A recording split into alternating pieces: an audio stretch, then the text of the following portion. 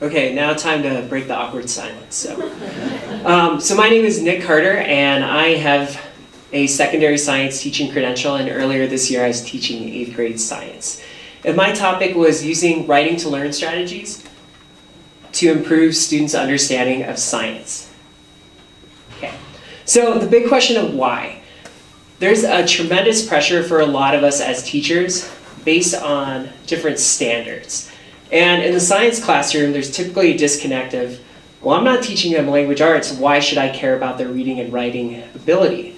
Well, that's because so much of their literacy skills influences how they learn as a science classroom participant. Some standards that are up here, we have the Colorado State Standards. That is something that a lot of us have to follow with fidelity. The Next Generation Science Standards, this is something that we are getting towards now that's really asking us to really think and be able to read and write and communicate just like scientists do. And last but not least, the Common Core, like I said, really focuses on literacy acquisition for our students. So this made me realize, like, well, how am I going to incorporate all these? So the goal of my research was to see if there was a connection between literacy and science. I had two parts to my study. I had a fall study and a spring study. The way that my placement worked at my school up in the mountains was that we had our first semester students, and that would be like Science A, and then they would switch to a different teacher after the second semester. So I had one group of students, then I said goodbye to them in December and had a new group of students. So this gave me an opportunity to incorporate two different studies. And the first study really was focusing on using writing to acquire scientific knowledge. Now, there are a lot of different strategies out there that use writing to really have students acquire a better working knowledge. And I labeled this as writing to learn. And there was one specific one that I focused on, which was the science writing heuristic. These are guiding writing prompts that guide the students through their thinking, so when they are investigating something in the classroom, it provides them a little more guidance. This is something that really helps out students that need that extra push, that might not be able to look at something and just go, oh, that's what I need to do. Instead, this really informs their thinking and guides them through their writing. It's also an opportunity for self-reflection, meaning as they write, they're able to think about what they're doing, and then they can talk to their peers. So this helps them acquire knowledge much better. And when I say writing to learn prompts, I think a lot of us are used to this example of the cookbook laboratory, where, raise your hand if you remember doing a lab write-up like this in school. Yeah. A lot of times, if you don't have the language, you're like, what's a procedure? What? You get lost in those words. Instead, the science writing heuristic, the SWH, what are my questions?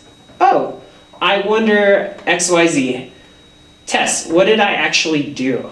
Oh, I did this instead of that procedure of the cookbook, like step 1, label beaker. Step 2, fill beaker. No, it's getting to that point of what did you actually do? What did I see happen? What evidence can I draw from this? And what kind of claims can I make? And how can I back up those claims with what I've already learned about and read about? And then finally, like, how my ideas have changed.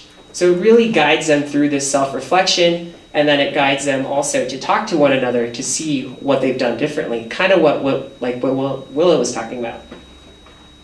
So my research, I wanted to see that does the implementation of these SWHs really help students on their end of their unit scores for a big end of unit test, specifically a genetics test.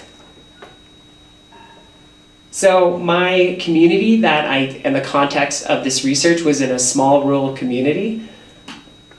It was mainly white demographic and also very middle class. We obviously had a lot of differences in there as well.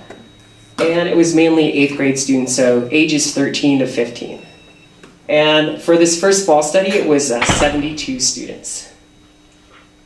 So first off, I had a comparison group. This was a group that my co-teacher instructed, and typically we had a very similar style to our lessons. However, they used the cookbook lab, whereas I had 2 other sections that used the SWH. So I wanted to see if there was a difference between those 2. Also, I wanted to compare their final test scores.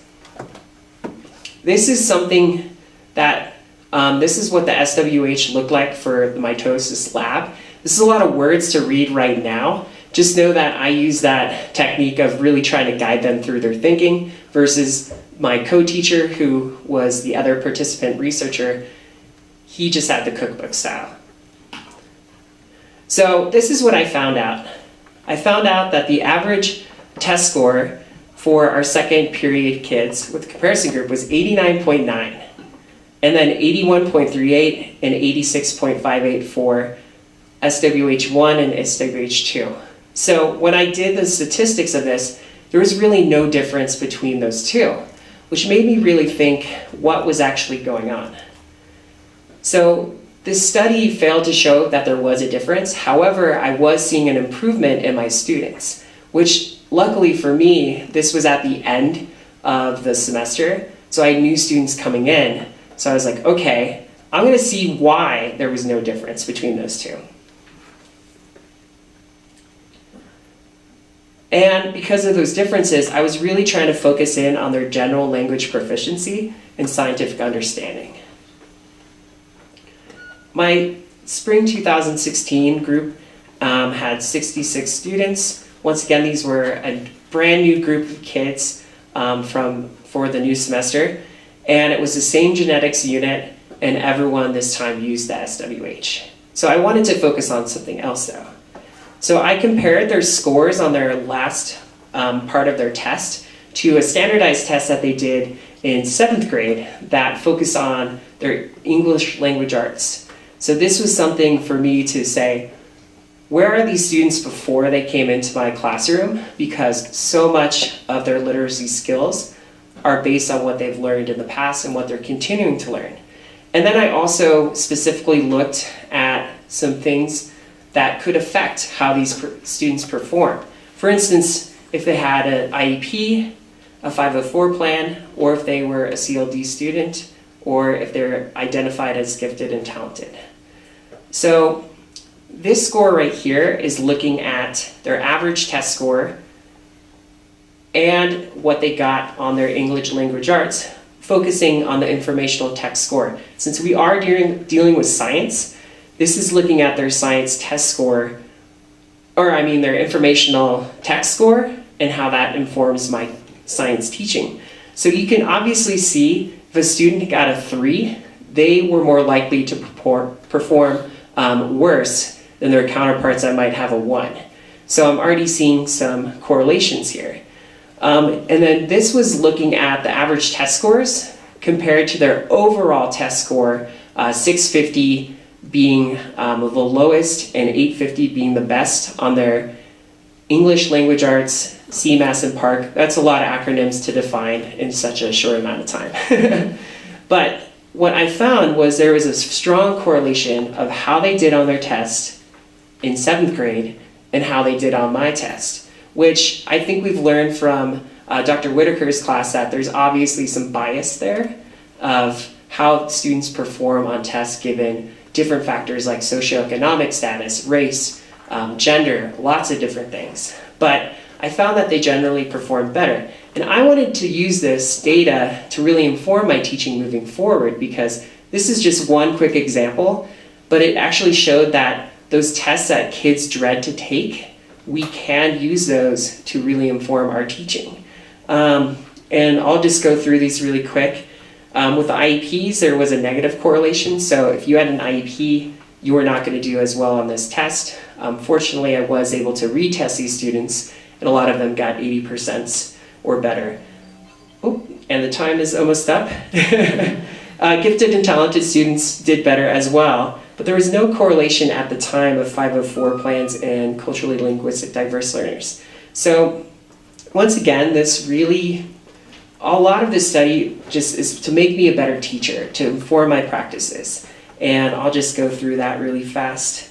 And a big thing about this too is in the science classroom, we tend to separate literacy and science when in fact they really are together. And I feel like this quote right here really talks to that, because students, to be successful scientists, they really need to know how to use those skills. So my goal started off evaluate the relationship between, and there really is a strong relationship, and I need to, moving forward as a science teacher, continue to think about that. Yeah, so questions?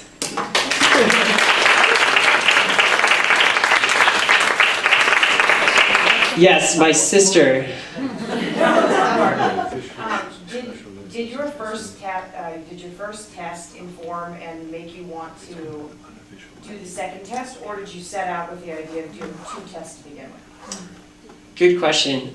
So yes, the first test did inform my second test. So initially I was like, here's this really cool strategy I just researched, I'm going to use it, it's going to be great. And then I was like, oh, that really didn't work in the time period, etc. So how can I reframe that for the second group for the second semester? And I did actually go in and change a little bit about the actual test too, to address different discrepancies. And even after that, I've realized different ways that I can make that information more accessible for multiple student groups. Madeline? Yeah. So on the science writing results, it looked like maybe the raw scores for the students that did receive the science writing treatment were lower. Is that the case? Do you know? Yeah. So our second period class, this is where tracking comes involved. This was essentially the honors class. We had our students that, as 8th graders, were already in geometry, whereas all the other students were in lower maths. So that geometry cohort, which was typically more gifted and talented students, were all put together in the second period class. So that made their test scores definitely significantly better.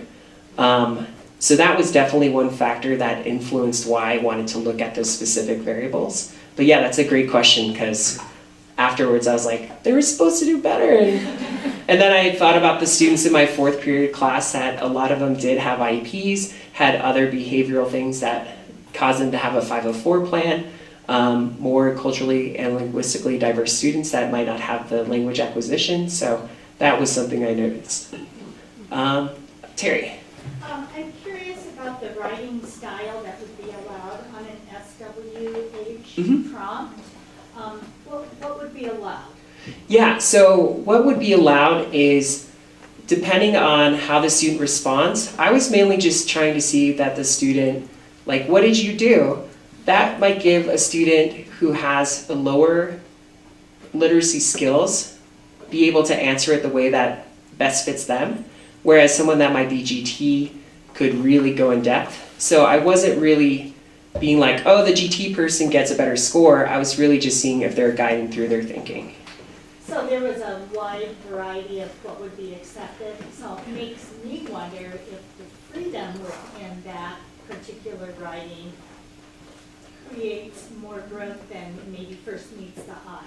Exactly, and I think that's what the further research would definitely show. And one of the big things that I wanted from this study too is that the SWH really provides differentiation for those students who can go above and beyond or are still acquiring the ability to write out a response like that as well. One more question. Yeah, Willa.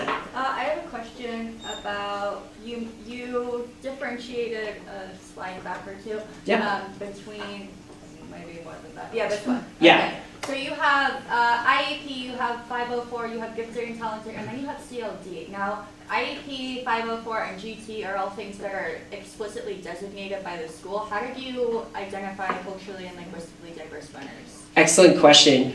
So I based it on, at our school we had students that, it was still called ESL. So I was able to determine if they were acquiring a different language, especially English. And I know that we're getting away from ESL because culture really influences the way that these students learn. So that was more like it was explicitly defined. I adapted it to, I feel, a more appropriate term, but I also got that through student interviews and really being able to talk to the students. Thank you. All right, thank you.